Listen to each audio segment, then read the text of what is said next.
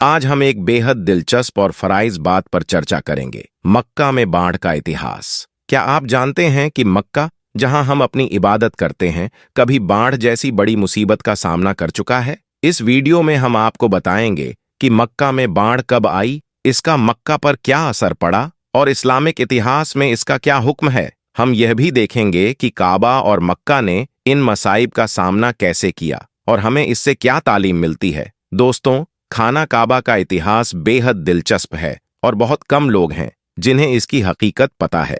आज की इस खूबसूरत वीडियो में मैं आपको खाना काबा की 10 ऐसी बातें बताऊंगा जिनके बारे में शायद आपने पहले कभी नहीं सुना होगा। वीडियो को आखिर तक जरूर देखें ताकि आप इस जानकारी को अच्छे से समझ सकें। तो चलिए, बिना देर किए आगाज करते हैं और जानने की कोशिश करते हैं कि मक्का में बाढ़ का इतिहास क्या है। बिस्मिल्लाहिर्रहमानिर्रहीम। अस्सलामु अलैकुम प्यारे दोस्तों, इस दुनिया में कोई जगह ऐसी नहीं है जो खाना काबा की तरह मुकद्दस और मरकजी हो। खाना काबा सऊदी अरब के मक्का शहर में स्थित है, जहां रोजाना हजारों मुसलमान 24 घंटे इसका तवाफ करते हैं। खाना काबा की तस्वीर करोड़ों मुसलमानों के घरों की ज़ीनत है। दुनिया का हर मुसलमान खाना काबा को अपना किबला मानते हुए इसकी तरफ मुंह करके रोजाना 5 वक्त की नमाज अदा करता है। तो चलिए, सबसे पहले बात करते हैं कि खाना काबा को कब, कैसे और किसने तामीर किया। आज हम जो खाना काबा देखते हैं वह हमेशा से ऐसा नहीं था। कुदरती आफतों और कई अलग अलग वजहों से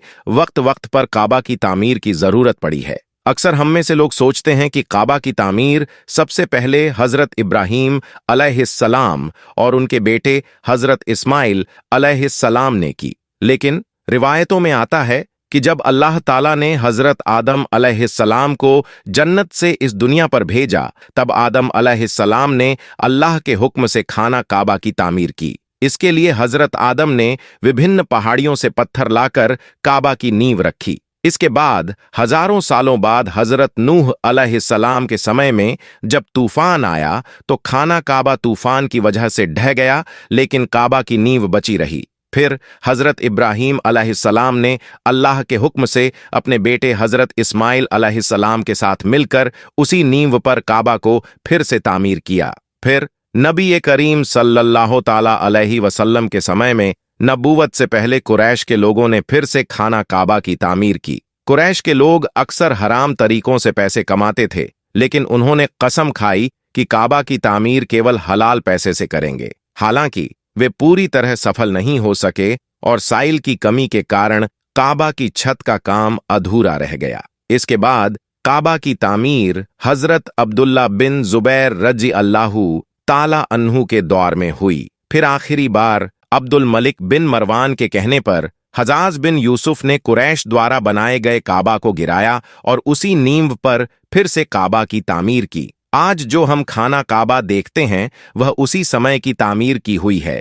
दोस्तों, नबी करीम सल्लल्लाहु ताला अलैहि वसल्लम के ज़माने में किसी भी मुसलमान को खाना काबा में आकर इबादत करने की अनुमति थी। खाना काबा हफ्ते में 2 बार आम लोगों के लिए खोला जाता था, मगर आजकल मुसलमानों की बढ़ती तादाद और वजूहात के चलते साल में केवल 2 बार ही खाना काबा खोला जाता है, और उसमें भी सिर्फ आला शख्स और खास मेहमान ही अंदर जा सकते हैं। क्या आपको पता है कि पहले खाना काबा में 2 दरवाजे हुआ करते थे, एक दरवाजा काबा में दाखिल होने के लिए और दूसरा बाहर निकलने के लिए। इसके अलावा एक खिड़की भी हुआ करती थी, लेकिन आज खाना काबा में सिर्फ एक ही दरवाजा रखा गया है। और इस दरवाजे के बारे में एक दिलचस्प बात यह है कि इसे सन 1979 में लगभग 300 किलो सोने से बनाया गया था। जी हां, 300 किलो सोना। इससे पहले यह दरवाजा चांदी का था और खिड़की भी हटा दी गई है। दोस्तों, क्या आपने कभी ध्यान दिया है कि हजरत अस्वद हमेशा चांदी के कवच में क्यों ढका रहता है?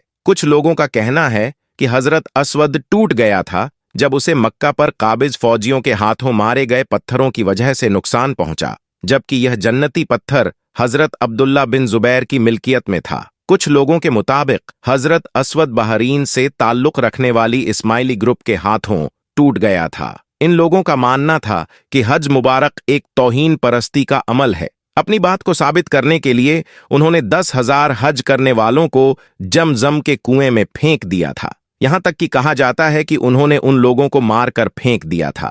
ये जुहूद यहीं खत्म नहीं हुआ। इन शैतानों ने हजरत अस्वद को अरब के मशरिक में ले जाकर फिर इराक के शहर कूफा में ले गए, जहां उन्होंने इसके एवज में बहुत सारे पैसे वसूल किए। जब उन्हें मजबूर किया गया कि हजरत अस्वद को खलीफा अब्बासी को वापस करें, तो इसे लौटाया गया, लेकिन यह टुकड़ों में था। इसे ठीक करने के लिए एक तरीका यह समझा गया कि इसे चांदी के सांचे में रखा जाए। कुछ लोगों का कहना है कि इस मुकद्दस पत्थर के कुछ हिस्से आज भी कहीं गुम हैं। प्यारे दोस्तों, काबा का मतलब होता है क्यूब यानी चौकोर। लेकिन क्या आपको पता है कि हजरत इब्राहीम अलैहिस्सलाम के समय काबा के एक हिस्से का आकार गोल हुआ करता था? इस हिस्से को आज हम हतीम के नाम से जानते हैं।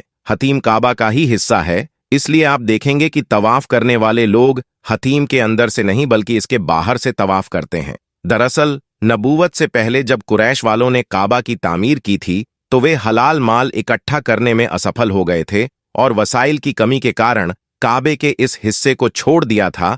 दोस्तों, हम मुसलमानों को काबा को काले रंग के कपड़े और सोने के धागों से ढके हुए देखने की आदत हो गई है और हम इसे किसी अन्य रंग में सोच भी नहीं सकते। लेकिन क्या आपको पता है कि पहले काबा पर विभिन्न रंगों के गिलाफ चढ़ाए जाते थे, जिनमें हरा, लाल और सफेद रंग शामिल थे? काबा को ढकने वाले कपड़े को किस्वा कहते हैं। यह कपड़ा सिल्क और कॉटन से बना होता है और इसमें कुरान की कई आयतें सोने के धागों से लिखी जाती हैं। हर साल हज के दौरान 9 जिलहिज्जा को फजर की नमाज के बाद गिलाफे काबा को बदल दिया जाता है। हर साल गिलाफे काबा पर लगभग $60 मिलियन यानी इंडियन रुपीस के हिसाब से 42 करोड़ रुपए सऊदी सरकार इस पर खर्च करती है। क्या आपको मालूम है खाने काबा की तादाद 2 है? जी हां दोस्तों, एक जो खाने काबा हम देखते हैं, जो हमारी आंखों के सामने नजर आता है, खाने काबा की तरफ हम जब मुंह करके नमाज अदा करते हैं तो वह एक खाने काबा, और बिल्कुल इसी के ऊपर जन्नत में एक और काबा है जिसे रिवायत में बैतुल मामूर कहा जाता है। यह फरिश्तों का काबा है। नबी करीम सल्लल्लाहु ताला अलैहि वसल्लम ने मेराज का वाक्य सुनते हुए फरमाया कि जब मुझे बैतुल मामूर दिखाया गया तो मैंने इसके बारे में हजरत जिब्राइल अलैहिस्सलाम से पूछा, तो उन्होंने जवाब दिया कि यह बैतुल मामूर है जहां 70,000 फरिश्ते रोजाना अल्लाह की इबादत करते हैं, और जब यह यहां से चले जाते हैं तो कभी वापस नहीं आते। मतलब हर दिन एक नया दस्ता यहां आता है, हर दिन नए नए 70,000 फरिश्ते वहां आते हैं। दोस्तों, खाने काबा के दरवाजों को खोलने के लिए जिन चाबियां का इस्तेमाल होता है वह कोई सऊदी सरकार के पास नहीं है, बल्कि नबी करीम सल्लल्लाहु ताला अलैहि वसल्लम के एक सहाबी के खानदान के पास आज भी मौजूद है। फतेह मक्का के बाद प्यारे नबी सल्लल्लाहु ताला अलैहि वसल्लम को खाने काबा की चाबियां सौंपी गई थीं, मगर प्यारे नबी ने यह चाबी अपने पास रखने के बजाय बनी सहबा के खानदान उस्मान बिन तालहा के जिम्मे कर दी। उस वक्त से आज तक खाने काबा की चाबियां उस्मान बिन तलहा रज़ी अल्लाह तला अन्हु के खानदान के पास है। प्यारे नबी के फरमान के मुताबिक यह चाबियां कयामत तक उन्हीं के पास रहेगी। हुजूर सल्लल्लाहु ताला अलैहि वसल्लम ने फरमाया था, ए तलहा, यह चाबियां रोजे कयामत तक तुम्हारे पास रहेगी, सिवाय इसके कि कोई जोर जबरदस्ती गैर अखलाकी तरीके से तुझसे छीन ना ले। कई सालों तक यह लोग अंदाजा लगाते रहे कि खाने काबा के अंदर से कैसा नजर आता होगा। वह लोग बड़े खुशनसीब है जिनको खाने काबा के अंदर दाखिल होने की शहादत हासिल हुई, और एक खुशनसीब वह भी है जिसको खाने काबा के अंदर की तस्वीर बनाने का मौका मिला। फिर लाखों करोड़ों लोगों ने यह तस्वीर ऑनलाइन भी देखी और भारत के कई लोगों का वहम भी दूर हो गया, जो यह कहते थे कि हमारे देवता की मूर्ति काबे के अंदर रखी हुई है। दोस्तों, खाने काबा के अंदर का हिस्सा संगमरमर से बना है और हरे रंग के कपड़े से ढका हुआ है। दोस्तों, खाने काबा मक्का की ढलान वाले क्षेत्रों में मौजूद है, जिसकी वजह से जब भी बारिश हुआ करती थी तो वादी में सैलाब आ जाया करता था और खाने काबा के चारों तरफ पानी इकट्ठा हो जाया करता था, और उस वक्त इस पानी की निकासी पर रोकथाम के कोई बेहतरीन उपाय न थे। मगर मुसलमान उस वक्त भी खाने काबा का तवाफ जारी रखते थे और वह तैराकी करके तवाफ करते थे। मक्का की बाढ़ की समस्या को हल करने के लिए आजकल के मॉडर्न इंजीनियरिंग और टेक्निकल सॉल्यूशंस को अपनाया गया है। मक्का का इंफ्रास्ट्रक्चर अब बहुत अच्छा है और बाढ़ के पानी की निकासी के लिए बहुत ही इफेक्टिव इंतजाम किए गए हैं। मक्का के आसपास के नालों और वाड़ियों को भी ठीक से मैनेज किया गया है ताकि बाढ़ की स्थिति को कंट्रोल किया जा सके और तवाफ में किसी तरह की बाधा न आए। इसके अलावा मक्का के आसपास के नालों और वाड़ियों को सालाना बाढ़ के बाद ठीक किया जाता है ताकि पानी का फ्लो सही से हो सके। इमरजेंसी के लिए स्पेशल प्लान्स और प्रोसीजर्स भी लागू किए गए हैं। इसमें सिक्योरिटी फोर्सेस और इमरजेंसी सर्विसेज हमेशा अलर्ट रहती हैं और जरूरत पड़ने पर तुरंत मदद करती हैं। सऊदी सरकार और लोकल एडमिनिस्ट्रेशन की मेहनत से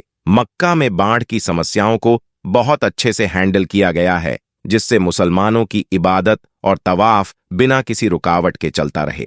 इन सब के बावजूद मुसलमानों की आस्था और सब्र की मिसाल पेश करते हुए उन्होंने अपनी इबादत और विश्वास को कायम रखा। इस्लाम हमें सिखाता है कि लाइफ की मुश्किलें धैर्य और अल्लाह की मदद पर भरोसा करके पार की जाती हैं। काबा की पाकीज़गी और देखभाल के लिए जो भी उपाय किए गए हैं वो हमें यह सिखाते हैं कि हमें भी अपनी जिंदगी में हर मुश्किल को सब्र और ईमान के साथ फेस करना चाहिए। अल्लाह की योजना हमेशा हमारे लिए बेस्ट होती है। चाहे कितनी भी परेशानियां आएं, उसकी रहमत और करम से हम हर मुश्किल को पार कर सकते हैं। बाढ़ और दूसरी आपदाएं हमें यह सिखाती हैं कि हमें अपने ईमान को मजबूत रखना चाहिए और अल्लाह की मदद पर पूरा विश्वास करना चाहिए। इससे यह भी समझ आता है कि धैर्य और विश्वास का फल मीठा होता है। काबा की तामीर और उसकी परंपरा हमें यह सिखाती है कि हर मुश्किल के बाद एक नई शुरुआत होती है। मुसलमानों ने हमेशा अपने सब्र और ईमान के साथ इस्लाम की अमानत को संजो कर रखा है और यह उनके अदम्य साहस और श्रद्धा का प्रतीक है। सब्र और ईमान की यही सिखावट हमें हमारे रोजमर्रा के जीवन में भी लागू करनी चाहिए। अल्लाह की मदद से ही हम हर मुश्किल को आसान बना सकते हैं। जैसे कि काबा की पवित्रता को हर हाल में कायम रखा गया है, वैसे ही हमें भी अपने ईमान और विश्वास को मजबूत बनाए रखना चाहिए। जैसा कि अल्लाह ने कुरान में फरमाया है, सच्चाई यह है कि कठिनाई के साथ आसानियां भी होती हैं। यह हमें यह समझाता है कि अल्लाह हमेशा हमारी मुश्किलों के साथ एक रास्ता भी देता है। हमें चाहिए कि हम अपने हौसले को बरकरार रखें और अल्लाह के हुक्म पर पूरा भरोसा रखें। अल्लाह की रहमतें अनगिनत हैं और वो हमेशा हमारे साथ होती हैं। हर संकट और चुनौती हमें यह सिखाती है कि हमारे ईमान और धैर्य का फल मीठा होता है। अगर आपको ये वीडियो पसंद आई है तो लाइक जरूर करें और इसी तरह की इंटरेस्टिंग वीडियोस देखने के लिए हमारे चैनल को सब्सक्राइब करें। अगली वीडियो में मिलते हैं, तब तक के लिए अस्सलामु अलैकुम।